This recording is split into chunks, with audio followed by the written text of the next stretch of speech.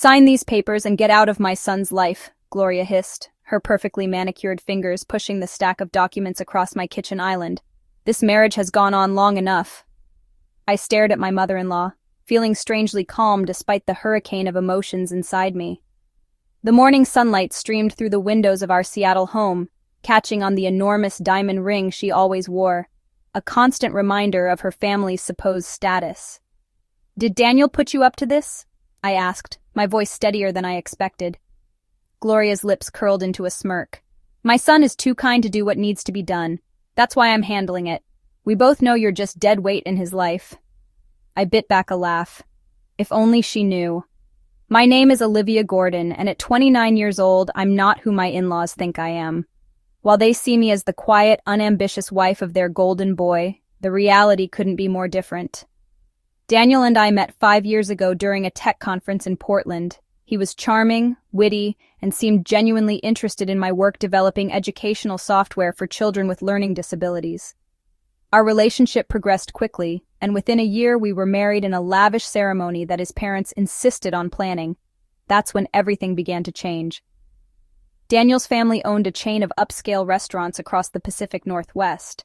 While not exactly old money, they carried themselves with the entitled air of those who've never had to worry about bills. His mother, Gloria, was the mastermind behind their success, a fact she never let anyone forget. From the moment I entered their family, Gloria made it clear that I wasn't good enough. My middle-class background, my career aspirations, even my mixed American heritage seemed to offend her somehow, though she'd never admit to the latter. "Olivia," she'd say with a tight smile at family gatherings, "isn't it wonderful that Daniel is so successful? You must be so grateful that he can provide for you." What Gloria didn't know, what Daniel had asked me to keep private, was that my educational software company had been acquired by one of the largest tech firms in the country 2 years ago. I stayed on as lead developer and received not only a generous salary, but also stock options that had multiplied in value. Meanwhile, Daniel's role in his family business was far less impressive than he let on. He managed one of their smaller restaurants, often taking extended lunches and leaving early while the staff did most of the work. His parents supplemented his income generously, creating the illusion that he was more successful than he actually was. Our arrangement had been his idea. "My mother would never understand if she knew you earned more," he'd explained when we first married. "It would be easier if we just let her believe I'm taking care of everything." I'd agreed, naively thinking it wouldn't matter who knew about my success as long as we were happy together. I even let him use my company credit card for business expenses, not realizing at the time how that decision would come back to haunt me. Now, looking at Gloria's smug expression as she pushed divorce papers toward me, I wondered if I'd been a fool all along. "Don't you want to know why?" I asked her, making no move to take the documents. "It doesn't matter why. Daniel deserves someone who can be a proper wife to him, someone who contributes." Gloria adjusted her designer blouse, a gesture I'd seen her make countless times before important announcements. "He's planning to propose to Rebecca Sterling next month. Her father owns half the real estate in downtown Seattle. That's the kind of connection our family needs." Rebecca Sterling. The name hit me like a bucket of ice water. "I see," I said quietly, finally reaching for the papers. "Then I'll need some time to review these." "Don't try to fight it," Gloria warned, her voice dropping to a dangerous whisper. "We've already frozen the joint accounts. You have nothing." I smiled then, for the first time during our conversation. "I think I'll manage." As soon as Gloria left, I called my lawyer. My attorney, Priya Sharma, arrived at my house within the hour, her expression grim as she reviewed the divorce papers Gloria had brought. "These are preliminary at best," she said, shuffling through the documents. "But there's something odd here. They're claiming you have no assets of your own and are entitled to only minimal support." I leaned back in my chair, the reality of my situation becoming clearer. Daniel has been lying to his family about my career. They think I'm unemployed and living off his income. Priya raised an eyebrow. "But you're the one who—" "Yes," I confirmed.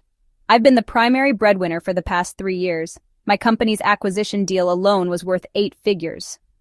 And Daniel knows about this?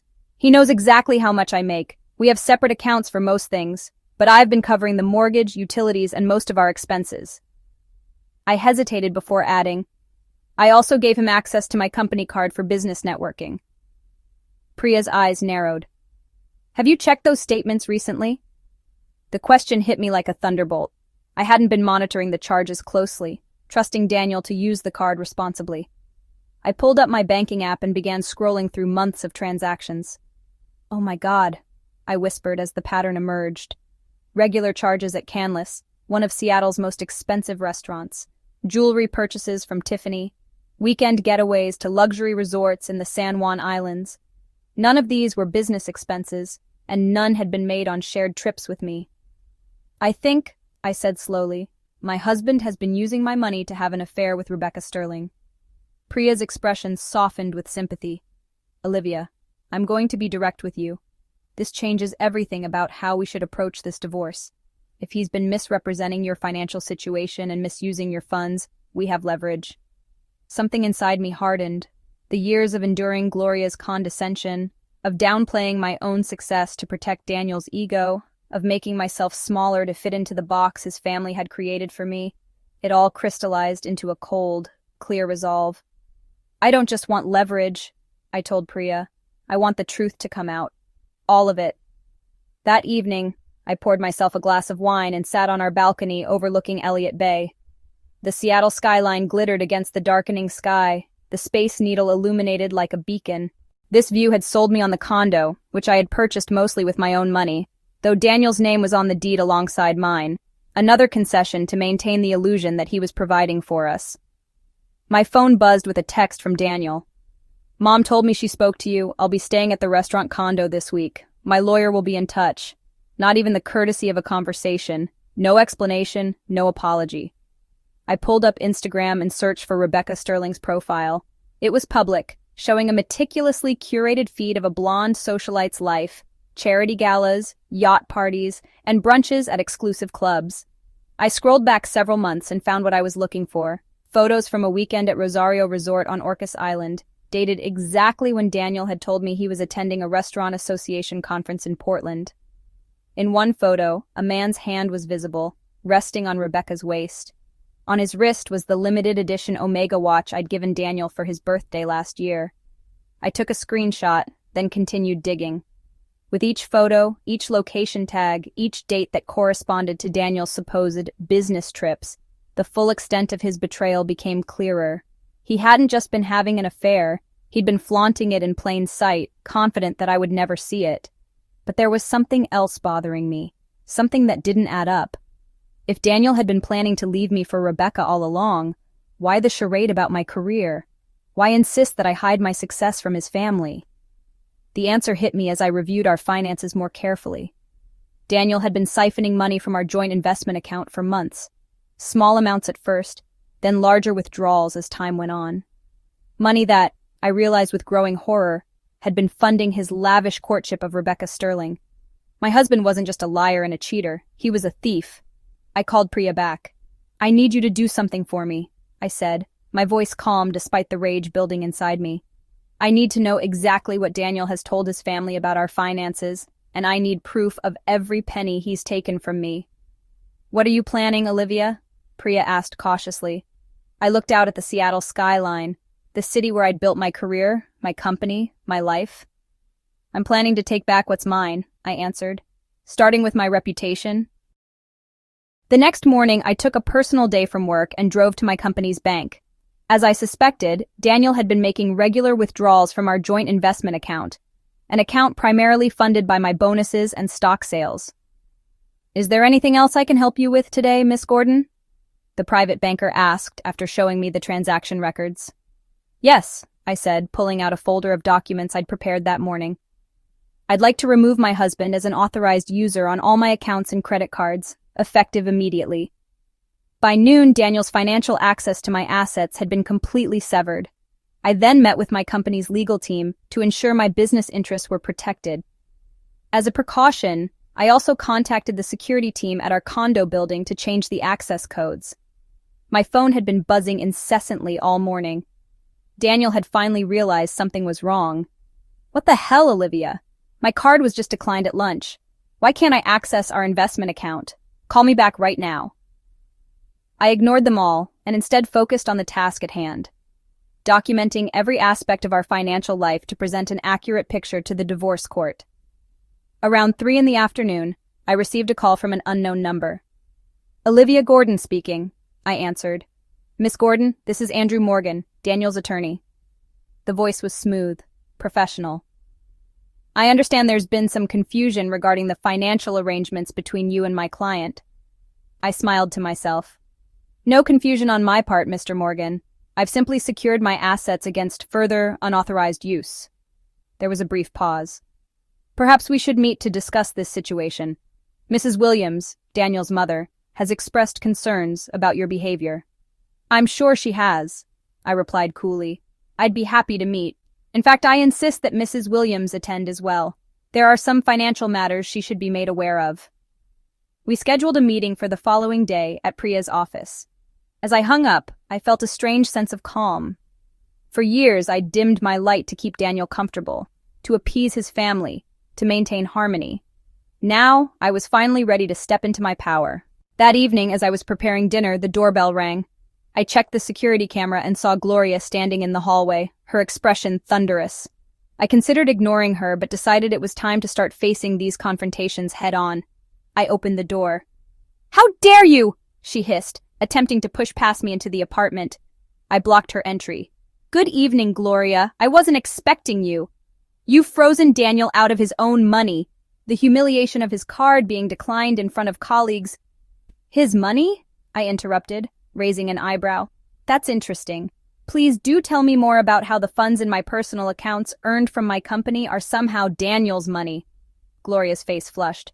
"Don't play games with me. Everyone knows Daniel supports you. This apartment, your lifestyle, it all comes from him."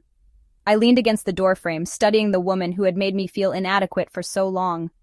"We have a meeting scheduled tomorrow with both our attorneys. I think you'll find the financial disclosure documents very enlightening."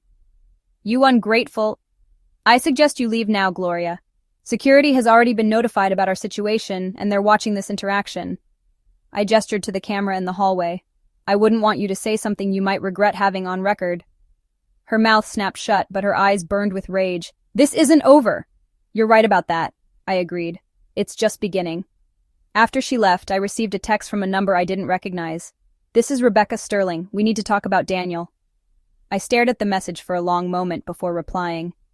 "Yes, I think we do." We agreed to meet at a quiet cafe in Pike Place Market the next morning, before my scheduled meeting with the lawyers. I spent the rest of the evening preparing, gathering documents, and steeling myself for the confrontations to come. As I lay in bed that night, alone in the apartment that had once felt like a home, I wondered how I had let things get to this point. How had I become so complicit in my own erasure? Tomorrow, I promised myself, everything would change. Pike Place Market bustled with early morning activity as I made my way to Storyville Coffee for my meeting with Rebecca Sterling. Fishmongers called out their catches of the day, flower vendors arranged vibrant bouquets, and tourists already filled the narrow walkways despite the early hour. I spotted Rebecca immediately. Her blonde hair and designer outfit made her stand out even in the crowded cafe. She looked up as I approached, her expression unreadable. "Thank you for meeting me," I said, sitting down across from her. Rebecca studied me carefully. "I'll be honest, I was surprised you agreed to this." "I think we both deserve some clarity," I replied, keeping my voice neutral. "How long have you been seeing Daniel?" She didn't flinch at the directness of my question. "About 8 months, but it's more complicated than you think." "I'm listening." Rebecca took a deep breath. "Daniel told me you two had separated over a year ago, that you were living together in name only, for appearances, while finalizing your divorce privately." She looked down at her coffee. "He said his mother didn't know yet because it would break her heart." I couldn't help it. I laughed out loud. "That's quite a story." "I'm gathering that none of it is true," Rebecca said, her cheeks flushing. "Not a word," I confirmed. "We've been married with no discussion of separation until yesterday, when his mother showed up at my door with divorce papers." Rebecca's perfectly shaped eyebrows shot up. "Gloria brought you divorce papers?" "Yes. She mentioned that Daniel was planning to propose to you next month." Rebecca set her cup down with enough force that coffee sloshed over the rim. "That manipulative." She cut herself off, visibly collecting herself. "I knew something wasn't right when he always paid for everything with different credit cards. never wanted me to tag him in photos, and could only meet at specific times. I pulled out my phone and showed her the screenshots I'd collected. These are all from your Instagram. Notice the dates. She looked through them, her expression growing increasingly troubled. These were all times he told me he was at restaurant conventions or business meetings. She paused on the photo showing his watch. I gave him that watch. Actually, I said quietly, I gave it to him for his birthday last year. Rebecca's eyes met mine, and I saw the moment understanding dawned. He's been lying to both of us. And using my money to court you, I added. Those weekend getaways, the jewelry, the dinners at Canlis, all of these were charged to my company card. What? Rebecca looked genuinely shocked. But he's always talking about how successful he is, how he's being groomed to take over the entire restaurant chain. I shook my head. Daniel manages one location, their least profitable one. His parents subsidize his lifestyle. I hesitated before adding, and for the past few years so have I. I don't understand. My educational software company was acquired 3 years ago. I'm actually quite wealthy in my own right. Daniel asked me to keep it quiet. He told his family I was unemployed and that I'm essentially a housewife, and they've believed it all along. Rebecca sat back, processing this information. So when Gloria came to you with divorce papers, she thought I had nothing, that I'd be desperate and agreeable. Rebecca's expression hardened. I've known Gloria for years through charity work. She's always been calculating, but this is a new low. She reached into her designer bag and pulled out her phone. I think you should see these. She showed me text messages from Daniel, dating back months. Messages about their future together, about how once he was free of me, they could build the perfect life. Messages about business opportunities with her father, strategic advantages of their union. Not exactly love letters, I observed. No, Rebecca agreed, a new resolve in her voice. More like a business proposal. I feel like such an idiot. Don't, I said firmly. He fooled us both. As our conversation wound down, Rebecca hesitated before asking, What are you going to do now? I checked my watch. Right now, I'm going to a meeting with Daniel, his mother, and both our lawyers. After that, I shrugged. I'm going to reclaim my life. Rebecca stood to leave, then paused. For what it's worth, I'm sorry. I never would have gotten involved if I'd known the truth. I believe you, I said, and found that I meant it. An hour later, I sat beside Priya in her sleek downtown office as Daniel, Gloria, and Andrew Morgan filed in. Daniel looked tense, his usual confident demeanor replaced by nervous energy. Gloria, on the other hand, appeared triumphant, as if she'd already won. Thank you all for coming, Priya began once everyone was seated. We're here to discuss the divorce proceedings between Olivia Gordon and Daniel Williams, and to address Miss Gordon's inappropriate actions in restricting access to marital assets, Andrew Morgan added smoothly. Priya smiled, a predator's smile. Actually, we'll be discussing the misappropriation of Miss Gordon's personal funds by Mr. Williams, as well as the deliberate misrepresentation of their financial situation. Gloria made a dismissive noise. This is ridiculous. My son has supported Olivia throughout their marriage. She has no income of her own. Rather than respond, I slid a folder across the table. These are my tax returns for the past 3 years, along with documentation of my company's acquisition and my current compensation package. Daniel paled as Andrew Morgan opened the folder and began reviewing the documents. As you can see, Priya continued, Miss Gordon has been the primary breadwinner in their household. Furthermore, we have documentation showing that Mr. Williams has been systematically using Miss Gordon's funds to finance an extramarital affair. I produced another folder containing credit card statements, with Daniel's purchases for Rebecca highlighted in bright yellow. Gloria snatched the statements, her eyes widening as she scanned the charges. This is a mistake. Daniel would never— It's not a mistake, Gloria, I said quietly. Your son has been lying to both of us. Daniel finally spoke, his voice strained. Olivia, please, we can talk about this privately. Like you talked privately with Rebecca Sterling? I asked. Or privately with your mother about divorcing me? Andrew Morgan cleared his throat, looking distinctly uncomfortable. Mr. Williams, if these financial records are accurate, it significantly changes our approach to this divorce. They're accurate, I confirmed. And there's more.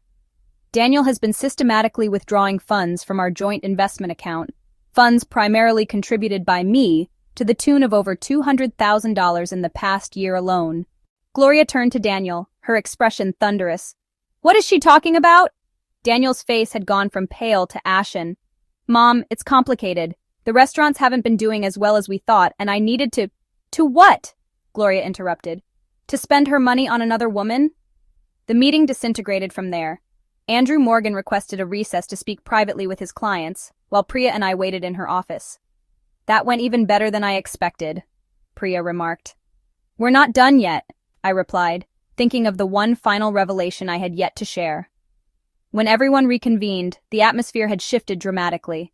Gloria sat rigidly beside Daniel, who looked utterly defeated. Andrew Morgan spoke first.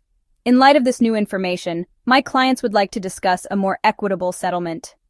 I'm sure they would, Priya responded coolly. However, Miss Gordon has some additional concerns to address.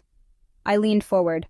I want full ownership of our condo, reimbursement for all unauthorized expenses, and a public acknowledgement of the truth about our financial situation. Daniel's head snapped up. A public acknowledgement? Olivia, be reasonable. I've been reasonable for 5 years, Daniel. I've allowed you to diminish me, to lie about me, to use me, not anymore. Gloria's eyes narrowed. You would humiliate our family for revenge? No, Gloria. I would simply reclaim my truth. I turned to Andrew Morgan. There's one more thing you should know. The Seattle Business Journal is running a feature next month on women in tech. I've been interviewed as one of the success stories. The journalist already knows about my company's acquisition and my role as lead developer. Daniel looked stricken. You can't do that. I already have. The article comes out next week. I stood up. You have until then to agree to my terms, or I'll add the details of this divorce to my interview. As I walked out of the meeting with Priya, I felt lighter than I had in years. Whatever happened next, I had finally stood up for myself. The week that followed was a blur of legal discussions, financial negotiations, and emotional processing. I threw myself into my work, finding solace in the algorithms and code that had built my career. Daniel attempted to contact me several times, alternating between pleas for reconciliation and veiled threats about what a messy divorce would do to both our reputations. I forwarded each message to Priya without responding. I was sitting at my desk reviewing a new feature for our software when my assistant buzzed me. Miss Gordon, there's a Gloria Williams here to see you. She doesn't have an appointment. I considered turning her away, but decided against it. Send her in. Gloria entered my office cautiously, looking around at the sleek tech company environment with barely concealed surprise. Gone was her usual imperious demeanor. Today she seemed almost hesitant. Thank you for seeing me, she said, taking a seat across from my desk. What can I do for you, Gloria? She placed her designer handbag in her lap, fidgeting with the clasp. I've been doing some thinking and some research. Oh? I had no idea about your company, about what you've accomplished. She gestured around the office. This is impressive. Thank you, I replied, maintaining a neutral tone. Daniel has told me everything, she continued. About the lies, about Rebecca, about the money. Gloria looked up, meeting my eyes directly. I want you to know that I did not raise my son to behave this way. The statement surprised me. It was perhaps the closest thing to an apology I could expect from Gloria Williams. What do you want, Gloria? I want to make this right, she said. The Williams family has a reputation to protect. If your interview reveals how Daniel has behaved, the damage would be significant, I finished for her. Yes. She took a deep breath. I've drawn up new divorce terms. You get full ownership of the condo, reimbursement for all unauthorized expenses plus interest, and Daniel will issue a public apology for his misrepresentations. I raised an eyebrow. A public apology? A statement acknowledging that you have been the primary breadwinner and that he misrepresented your role in the marriage. Gloria's jaw tightened. It's the right thing to do. I studied her for a moment. And what does Daniel think of these terms? He'll agree to them, she said firmly. I've made sure of it. I couldn't help but smile at the irony. After years of Gloria controlling her son to my detriment, she was now using that same influence to my benefit. I'll ask Priya to review the terms, I said finally. If they're acceptable, I'll consider modifying my interview. Gloria nodded, rising to leave. At the door, she paused. For what it's worth, Olivia, I was wrong about you. I wish I had taken the time to see who you really are." After she left, I sat in silence, processing the unexpected turn of events. The satisfaction I felt wasn't about revenge or even vindication. It was about finally being seen. 2 days later, I signed the revised divorce agreement. Daniel's public statement appeared in the local business section, acknowledging my professional success and his regrettable mischaracterizations of our financial situation. The carefully worded statement never mentioned the affair, but it didn't need to. The message was clear to anyone who knew us. The day my feature in the Seattle Business Journal was published, my phone rang continuously with congratulations from colleagues and friends. The article highlighted not just my technical innovations, but also my journey as a woman in tech, though it made only passing reference to my recent divorce with no salacious details. That evening, as I sat on my balcony watching the sunset over Elliott Bay, my phone buzzed with a text from Daniel. "Can we talk? Please, I miss you." And then moments later, "Mom was wrong about everything. I was wrong. We can start over." I thought about how easy it would be to slip back into our old patterns, how comfortable the familiar can be, even when it's toxic. Instead, I typed, "Goodbye, Daniel." I blocked his number, took a sip of my wine, and turned my attention back to the sunset. For the first time in years, I was exactly where I wanted to be, living exactly the life I had earned. 3 months later, I received an invitation to speak at the Women in Technology Summit. The topic? Owning your success, navigating career and personal growth. As I stood at the podium looking out at a sea of faces, women like me building careers and lives on their own terms, I felt a profound sense of peace. Success isn't just about what you achieve, I told them. It's about having the courage to claim it as your own. After my speech, a woman approached me, hand extended. "That was incredible," she said. "I'm in a similar situation. My husband keeps taking credit for my work. How did you find the strength to break free?" I smiled, thinking of the journey that had brought me here. I realized that diminishing myself wasn't an act of love, for him or for me. True strength comes from owning your story, all of it. As we continued talking, I caught a glimpse of my reflection in a nearby window. I looked different somehow, taller, more confident, more myself than I had been in years. My mother-in-law had indeed forced her son to divorce me. But after I revealed his affair and the truth about our lives, they both learned that I was never the one who needed them. They were the ones who had needed me all along. And I was finally free,